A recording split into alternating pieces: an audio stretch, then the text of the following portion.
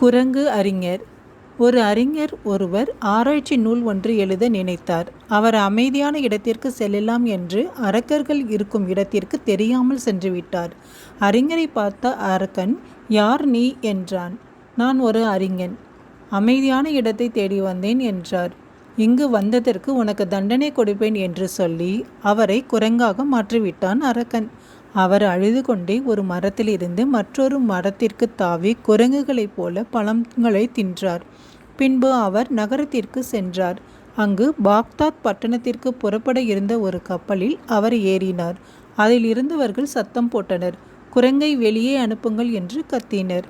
கப்பலின் தலைவன், "அதுவும் நம்முடன் வரட்டும். யாருக்கும் அது தொந்தரவு தராதவாறு நான் பார்த்துக்கொள்கிறேன்" என்றார்.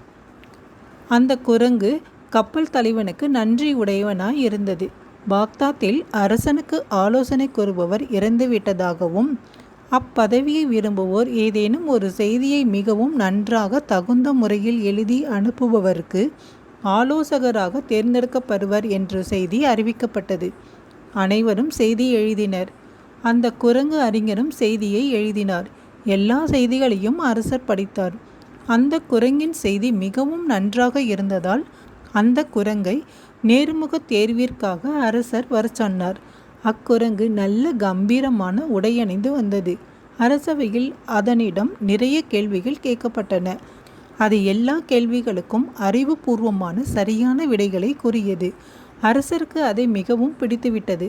ஆனால் மந்திரிகள் தடுத்தனர். ஆனால் அரசர் தீர்மானமாக குரங்கையே தலைமை ஆலோசகராக நியமித்தார். அவருடைய புதல்வி இளவரசி, "இந்த குரங்கு உண்மையில் குரங்கு இல்லை, ஏதோ அரக்கர்களால் மாற்றப்பட்டுள்ளது" என்பதை அறிந்தாள். அரக்கர்களின் மந்திர வித்தைகள் போன்றவற்றை அவள் படித்தாள். அந்த மந்திரத்தால் அரசரை பழைய நிலைக்கு மாற்றினாள். அவர் இளவரசிக்கு நன்றி கூறினாள். பல ஆண்டுகள் அங்கு தங்கி நன்றி விசுவாசத்தோடு அரசருக்கு தகுந்த ஆலோசனைகளை வழங்கினார்.